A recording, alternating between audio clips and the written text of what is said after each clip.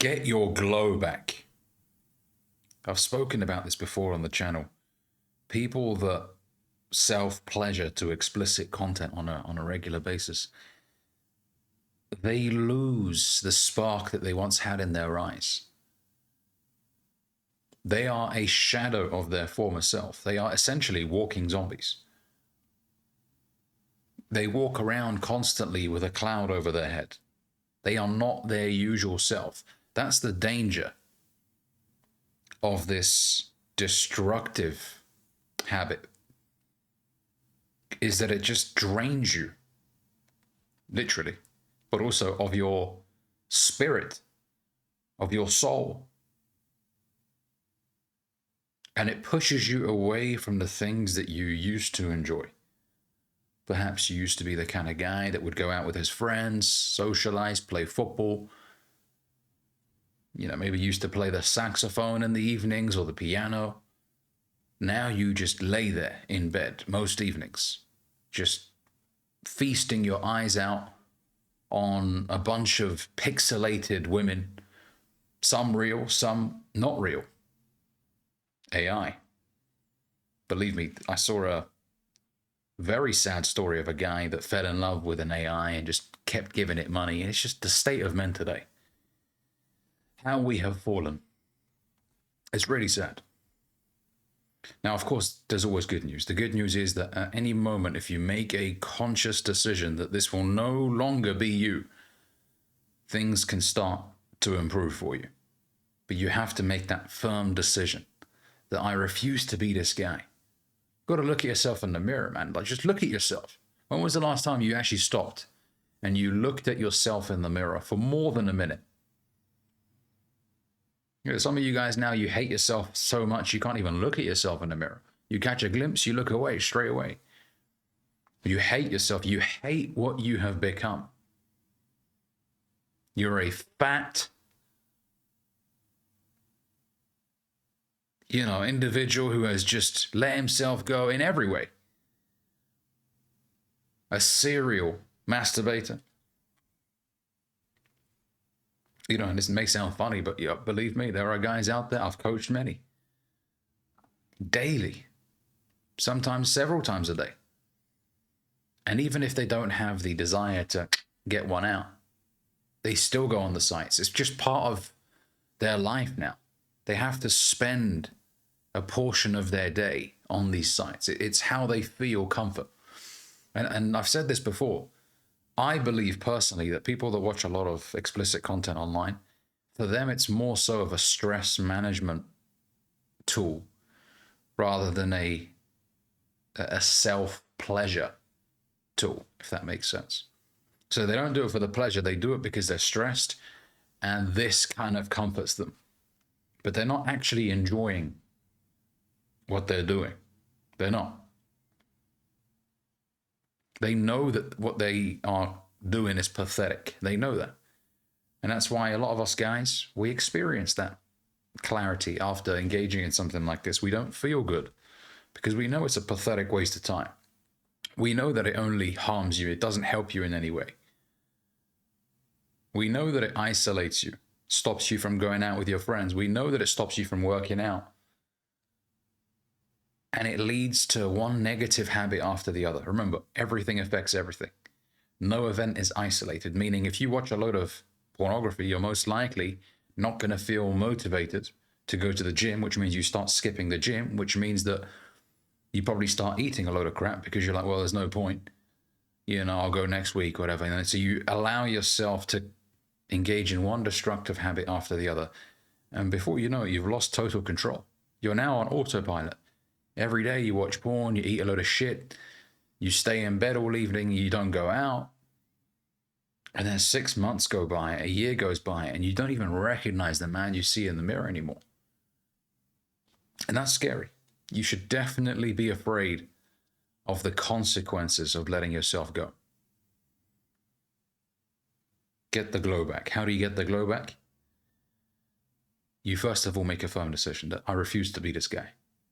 I can live a fulfilling life and get a romantic partner who I'm attracted to and satisfy my physical and sexual needs that way instead of having to watch a bunch of shit online and please myself. No.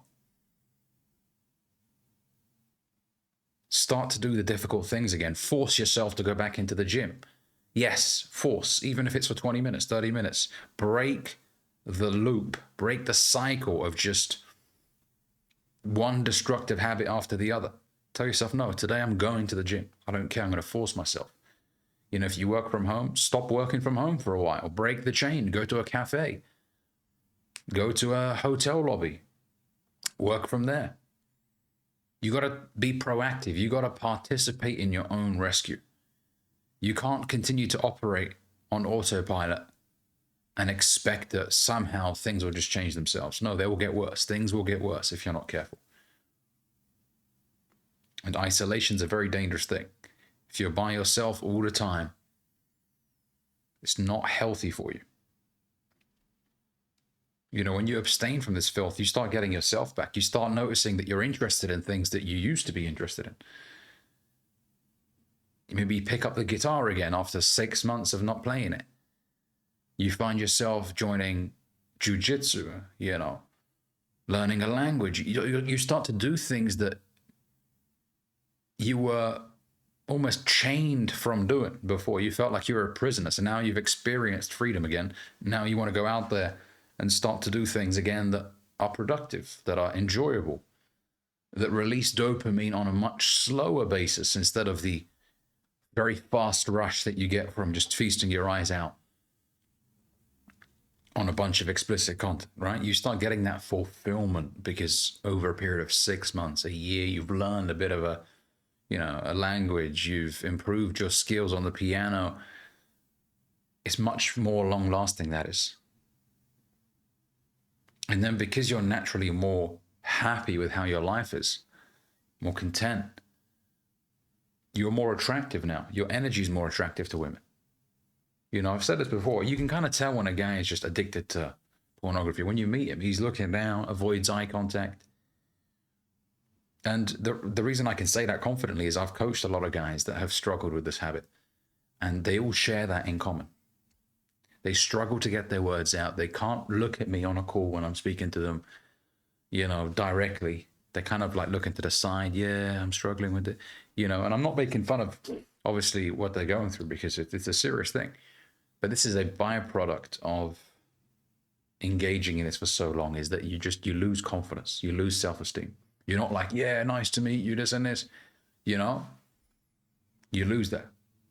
And you're like that around your friends. Your friends are probably like, are you all right? What's wrong with you, man? You're like, you're not your usual self. Is everything okay? Okay, so when you start to abstain, you start to get your glow back, your energy, your aura.